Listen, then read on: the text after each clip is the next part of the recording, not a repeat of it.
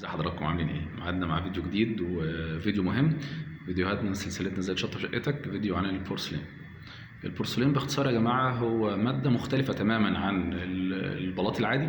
البلاط العادي الظهر بتاعه طفله بيبقى فخار عادي بطين، انما البورسلين لا يا جماعه. لذلك كثافه البورسلين اعلى، لان المسافه اللي بين جزيئاته اقل، فبالتالي هو صلابته اعلى، فالمواصفات بتاعته هي اللي بتخلي صفاته بالمنظر ده. ان هو الصلابه العاليه دي بسبب تقارب الجزيئات، فالكثافه بتزيد، فبالتالي مقاومه الكسر مقاومه الاحتكاك بتعلى معايا. طيب انا هتعامل معاه ازاي؟ هل اتعامل معاه معامله البلاط العادي؟ طبعا لا. البورسلين يا جماعه عشان الماده بتاعته مش مساميه، ما ينفعش تركب بمونه بس كده وخلاص. فنخلي بالنا يا جماعه، بيركب بطريقه من اتنين. اول طريقه اما ان انا امحر الارض واعمل اوتار واظبط المنسوب بتاعي، وبعد كده الزقه بماده فوق المحاره اللي انا عملتها.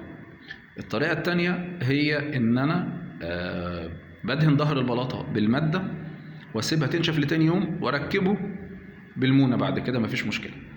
الاثنين طريقتين تمام، مفيش مشكله. الفرق بس الطريقه الاولى بيديك اساس اصلب اكتر، بس تكلفته بتكون اعلى. طيب اثناء التركيب خلي بالي من حاجات مهمه، ان انا بحافظ على فواصل اهم حاجه علشان معامل التمدد. دايما بنسمع شكوى متكرره جدا، الناس اللي ركبت بورسلين من فتره يقولوا الحقنا يا باشمهندس البورسلين لوحده عمل قبه وبعد كده طق، عمل صوت كده وطق من بعضه.